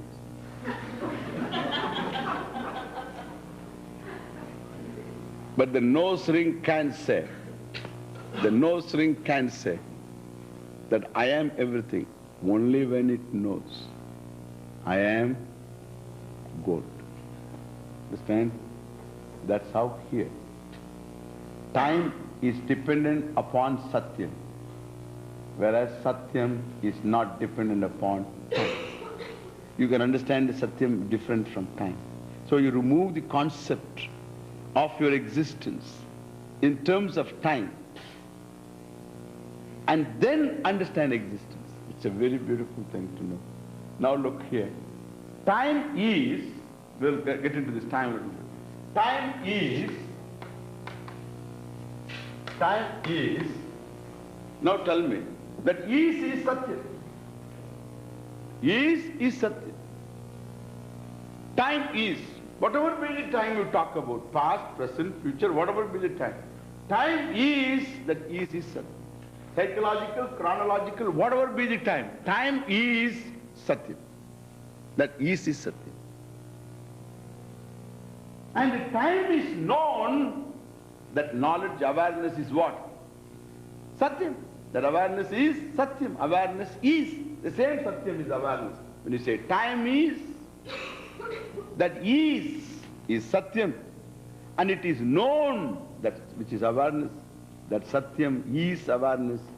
We have seen satyam jñânam. That is indeed the nature of Brahman, Atma. So the definition is satyam jñânam anantam Brahman. Therefore let us now deal with Brahman. Therefore Brahman is, now we can say satyam. Satyam means so that which is and which is awareness. Therefore time is, put it this way, awareness is. Time is gone, awareness is or not? Awareness is. Is. Concept of time goes, awareness is. You cannot erase aware. You cannot erase isness. You can erase whatever form it is there, that you can erase. You can erase time, awareness is. And you bring time, awareness is. Look, I'll tell you what. So this is a nice thing to do. Now, just let us look at our simple concepts of time. We have a concept of time in terms of vas. You know vas? The past tense. Vas. Then we have the concept of time is. And we have the concept of time will be. Okay? Will be. Future. Past, present, future. Was, is, will be. That's all. That's all that we know about time. Was, is, will be. Okay, good. Now tell me, when was it was or is? Is. Yesterday was, but when yesterday was, it was is. It was today. Was, when was obtained, it was is. When is obtains, it is is. When the will be again, will be, what will be come to be, it will be what? Is. All was is. All is. All future will be is. All yesterdays was today. All tomorrows will be today. And today is today. Therefore, put it this way, the past was present. The entire past was present. The past was present. Okay? The past was present. And then the future also will be what? When it comes to exist, there is no future. You don't know if there is any future or anything. Right now, you know only that you are here right now. Where is future? There is purely a projection. When if there is such a thing as future, it will be what? Present. You do not know whether there is going to be next second. You don't know. But then suppose there is such a thing as future, it will be present. And there was a past. of course, it was all present. And so, the past and future is but present. Is but present. The past and future is but present. Very interesting. Now, when we say present, it is time. It's a concept of time. Present. Okay? Present, concept of time. Now, present. Okay.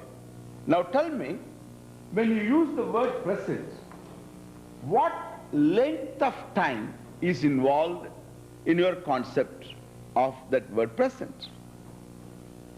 What length of time? The present, we have got big words in terms of time. The present kalpa, which is billions of years, billions and billions and billions of years, consists of one kalpa. Then in this kalpa, again 4 yugas. And each yuga, again, is millions of years. Therefore, present kalpa, Vaivasvata, Shvetavaraha kalpa, Vaivasvata manvantare, Ashtabhimsaditame, Kali Yuge, Prathame Pade. We are in the first quarter of Kali Yuga. In this kalpa, therefore present kalpa, present yuga, and the present quarter, forget it, present century. This we are very more familiar. The present century. In the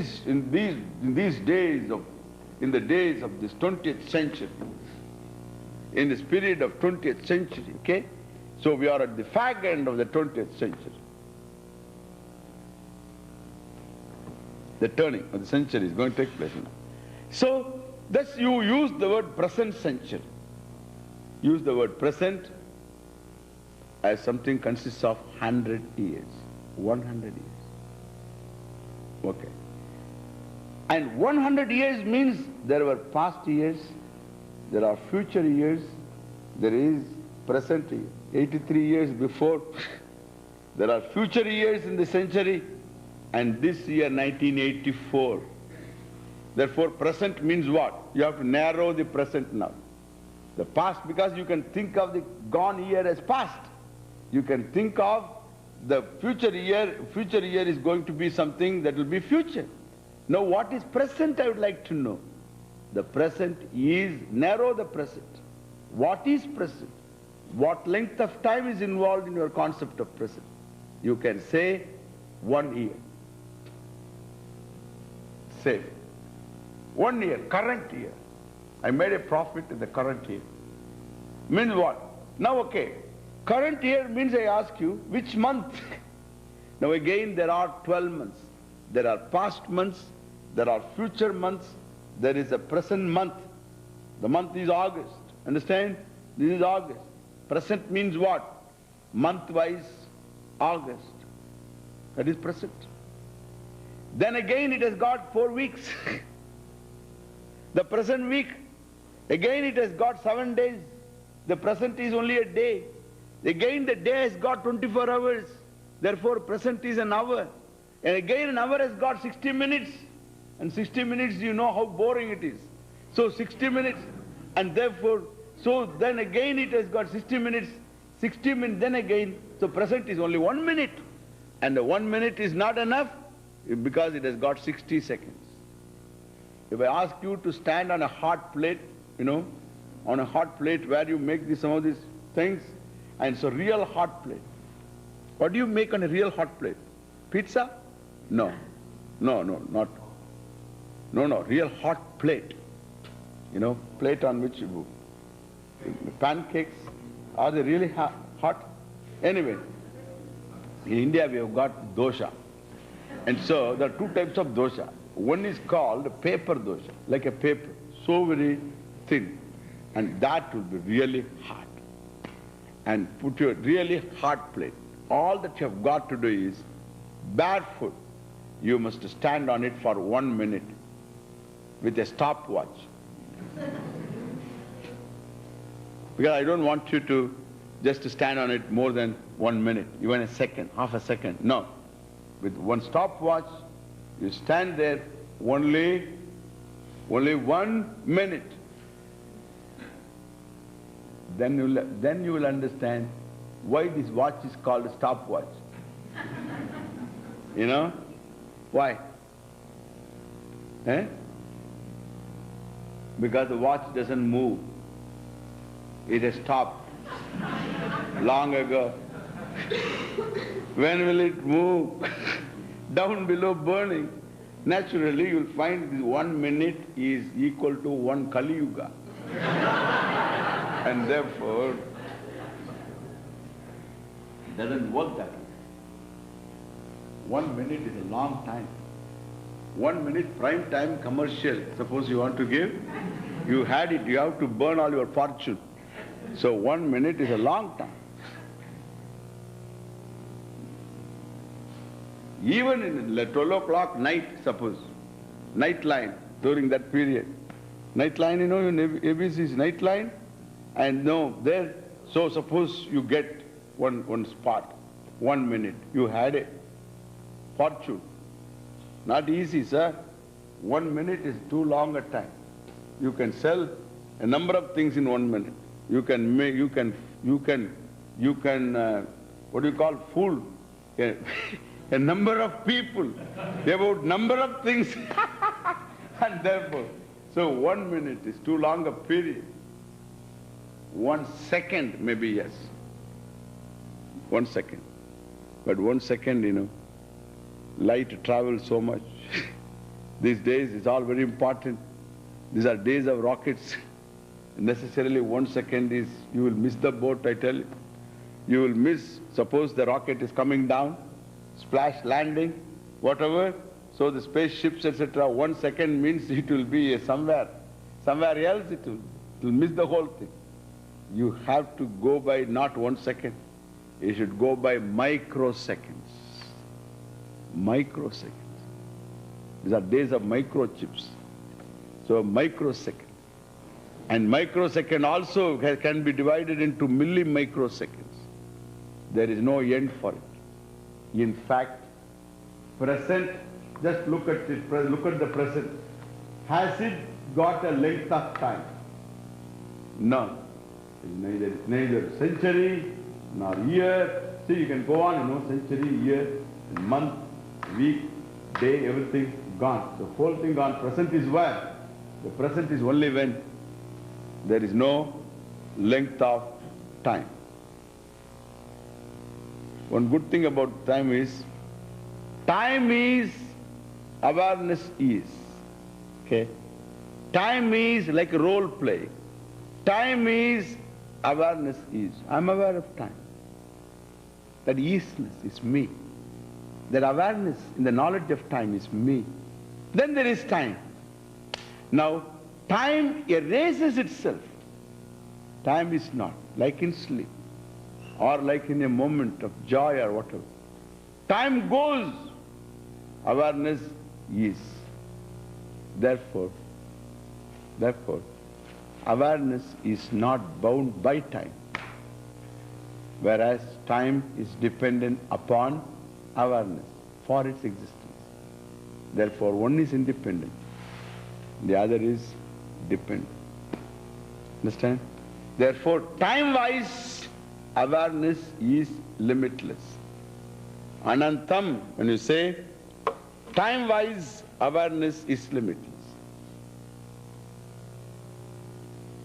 So, satyam, anantam, time-wise limitless, object-wise limitless, because any object is awareness, is object-wise limitless. Brahman is not, satyam is not one object. It is not like chain and other things and plus one gold. There is no such thing. There is one gold plus many things is still one. Therefore, there is nothing which is apart from satyam, and everything has its being in satyam, as we have proved before. And so, there is nothing that is away from it. and it is not subject to time to change, it remains the same. Time-wise, limitless. Space-wise, where is it located? The question. Where is it located? Swami, where is this Brahman? Suppose you ask me, oh, that's very nice to know. Brahman is satyam. It is awareness, consciousness. It is satyam, wonderful, timeless and all that. If that is so, the timeless Brahman and awareness which is, where does it exist? Where does it exist? Where? The question where, look, the question where comes because you always look at objects spatially. Therefore, OT is also at place P. Remember? Place P. Not only time, at place P. And therefore, we generally know things existing in time and place. So time we have discovered, so our awareness does not sit in time, whereas time is sitting on awareness. When I say sitting on awareness, don't think time is sitting on awareness. Swamiji, the time weighs heavily on me. No, this is immediate, all poetic problem. So this is something like, the wave sitting on water, there is no weight of wave upon water. The chain sitting upon gold does not give any weight upon gold, because there is no such thing as chain as another object putting on its weight, means so giving its weight or pressurizing the gold. In fact, poor chain lends its existence, its weight, its shine, etc., borrows its existence for its existence. So the chain borrows for its existence from gold, for its shine from gold, for its malleability from gold, for its value from gold, only for its look, goldsmith. Everything else from gold. We will talk about goldsmith later, okay? In this thing there is one goldsmith involved. He is standing somewhere outside. So we have to cover him later. And therefore, so this is what is called, this is okay. There is no such thing sitting on. And so when I use the word sitting on, understand. The time is sitting upon me means depends upon me, whereas I don't depend upon time. Okay. Similarly, space, I am located in space, if you say. That means space becomes the basis. Awareness, satyam, becomes one of the things in space, sitting somewhere, having its own form. There is no such thing, please. Now look, that all the galaxies exist in space. Okay. Our system exists in space. Sun and Jupiter, all this exists in space. Move in space. Okay. Our earth exists, of course, in space. This country, North America, exists in space. Then California exists in space. And the San Luis Obispo, okay, whatever, Obispo or Obispo or what a name. That also exists in space. In space. And this university campus in space. And my body exists where? In space. Body exists in space. Body exists in space. And all the things in my body, all of them, all exist in space.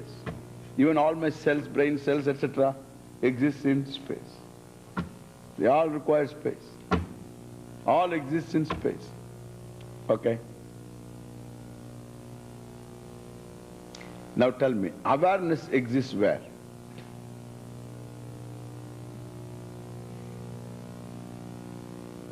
Awareness, awareness exists where? Awareness, does it exist where? Does it exist in any space, somewhere, someplace? Is it an object in space? Am I aware of space? Or space is aware of me? If space is aware of me, awareness is an object, space is the subject, then you should call yourself, I am space. If anybody says, I am space,